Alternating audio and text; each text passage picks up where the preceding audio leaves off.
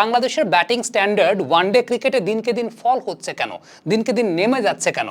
বাংলাদেশ তো 2012-13 সাল থেকে 2022-23 সাল পর্যন্ত ভালোই ব্যাটিং করতো। ইভেন 2023-এর সাউথ আফ্রিকা সিরিজ পর্যন্ত বাংলাদেশ ভালোই ব্যাটিং করতো। 19 বিশ্বকাপে হয়তো আমরা খুব বেশি ভালো করতে পারি না, কিন্তু সাউথ আফ্রিকার সঙ্গে ডমিনেটিং ব্যাটিং করেছিলাম। ইংল্যান্ডের সঙ্গে সাকিব আল হাসানের সেই ইনিংস, অস্ট্রেলিয়ার সঙ্গে বাংলাদেশ ওভার 300 রানস করেছিল, ওয়েস্ট ইন্ডিজের সঙ্গেও ওভার 300+ রানস করেছিল। সেই বাংলাদেশের ব্যাটিংয়ের এরকম ডাউনফল কেন? কারণগুলো বলছি। নাম্বার 1 কারণটা হচ্ছে সেই সময় বাংলাদেশের সিনিয়র ক্রিকেটারদের পিক টাইম ছিল, তাদের পিক টাইম ছিল, তারা তাদের পিক টাইম ক্রিকেটে ছিলেন, বেটার ডেলিভার করেছেন।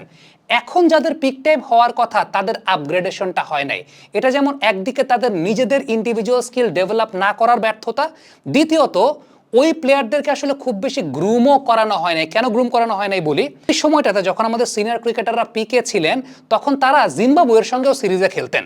ইন্ডিয়ার ব্যাপারটা একটু খেয়াল করে দেখেন যে জিম্বাবুয়ে বা আয়ারল্যান্ড ওই টাইপের দলের সঙ্গে তারা কিন্তু আলটিমেটলি ইয়াং ক্রিকেটারদেরকে তৈরি করে, প্রস্তুত করে।